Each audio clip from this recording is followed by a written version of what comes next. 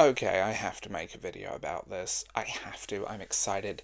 And this one's off the fly, so hi. Like, sub, tell me what you think in the comments below, and membership options are available, as well as Patreon for exclusive content you'll never get anywhere else. As a lifelong fan of Tomb Raider, I'm excited. The release of Tomb Raider 1 to 3 Remastered was absolutely amazing. Absolutely amazing.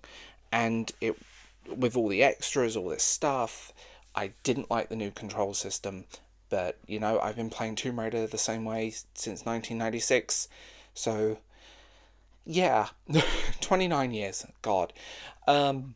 So let's be real. And I first played the original on the Sega Saturn, so I'm aging myself even more. I'm excited. From what I've seen and what they did with the previous ones for Tomb Raider 4, 5, and 6, I'm blown away. I'm absolutely blown away. I love the way they did the remastered visuals, and they breathe new life into these worlds and these locations, yet they still were familiar and stunningly beautiful. They kept the classic gameplay intact, but you know what? Seeing the original with a well-deserved upgrade. Emulators, old discs, and aging stores were never the best way to play these, so having them on modern hardware, and yes, I bought them on Switch, just so you know. So I want to talk about what I hope is coming, and we're going to talk about them all. I'm going to go into it in order, so here we go. Tomb Raider Last Revelation, for me, if you want the honest truth, is my favourite Tomb Raider game. Released in 1999, it took Lara back to Egypt, and it's probably one of the most atmospheric and challenging adventures to me. The game's interconnected world, the deep puzzles, the gripping story, it really does stand out, and to this day, like I said, it's one of my favourites. A full remaster with lighting, textures, animations would only enhance this masterpiece. It's a beautiful game anyway. Exploring Egypt, going through all of these different locations, and they all stick out in my brain. Lots of sand. There is an amazing amount of sand. But if you want the honest truth, I think it's a masterpiece. I think it's such a stunning game. And you know what? I'm going to be spoiler heavy in this because screw it. This is the one that challenges Lara the most in different ways on the PS1. The game was built for the PC and they downgraded it to PlayStation. I had it on PS1 and Dreamcast. Yes, I double dipped with these and I'm aging myself horribly. I always preferred the kind of warmer tones and slightly more atmospheric look of the PS1 versus the cleaner, smudgier look on the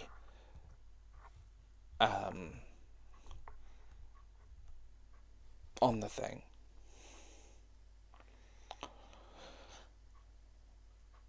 It's just stunning. And I mean that. It's a beautiful game. It's atmospheric. The puzzles are hard. The bosses are memorable.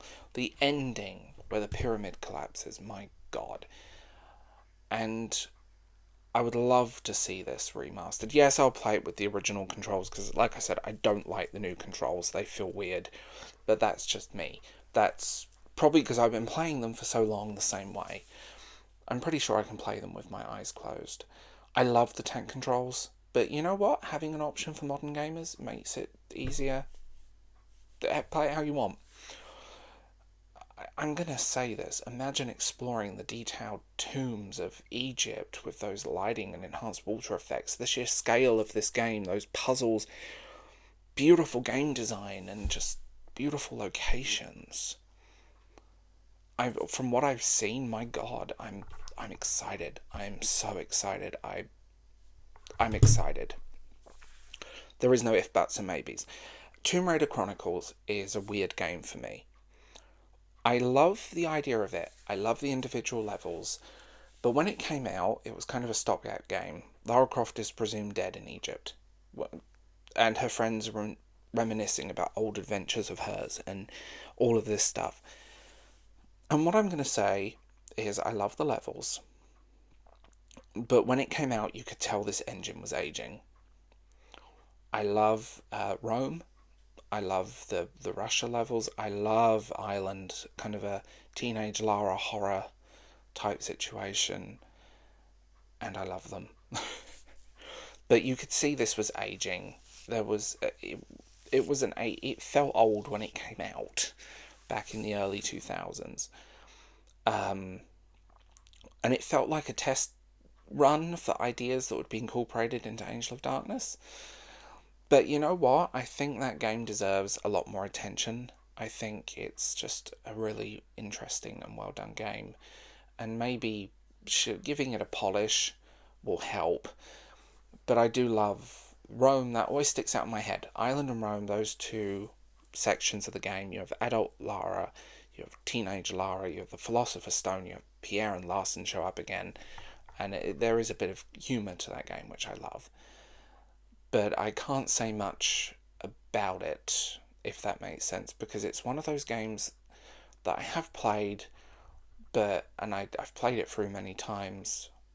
Again, PlayStation and Dreamcast. And I will say that it's not my favourite by any means. I think it's the weakest of them. But I think it would be a nice adventure to play with those new shiny visuals. And here we go, Tomb Raider Angel of Darkness. Tomb Raider Angel of Darkness is one of the most divisive games in the franchise, but I always defend it. Released in 2003, it was meant to be a new era for Lara, first part of a trilogy, a darker story, RPG elements, new traversing mechanics. But it's well documented the issues they had with developing that game.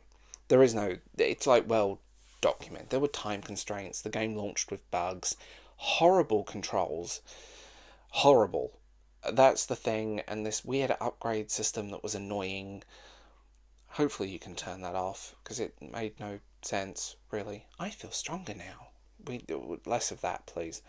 The controls, like I said, were awful. Trying to get Lara Croft to go in a straight line in the very beginning, and it all begins when she gets framed for the murder of her former mentor. And I've talked about Angel of Darkness. You can find all this stuff online, but it probably has some of the best music, most interesting story in terms of Lara. You also have Curtis, a second playable character, who finally is getting what he deserved. He can use his magical weapon thing, and I'm happy about that. And I think it needs a lot of work. But it has beautiful gothic environments, a very deep narrative, and really ambitious gameplay mechanics for the time, but the controls were awful. Lara, God, there's a bit where you have to jump over these pillars, over lava, and over this pit, and it's like saving between every time you land a jump. It's absolutely awful in that way, but the storyline and sheer ambition of this game, and how this game is beautiful. Like, it's genuinely a beautiful game, but miraculously unfinished, to the point that an item appears in Lara's inventory because she doesn't have... the levels weren't put in the game. There's a lot with this one. But you know what? Enhanced character models, smoother animation, fix those controls. But I think if they do it right, it will definitely grow because of its unique aesthetic and environment and atmosphere. It's one of the most interesting, almost veering into kind of gothic science fiction horror. There's a little bit of the it always makes me think of, well, there's a few things it makes me think of, but kind of that, I don't even have the word for it. It kind of merges into that. Think Cthulhu, think all of that stuff, and it's. I played a modded version. I had it on PlayStation 2. I never finished it because I got frustrated in 2003.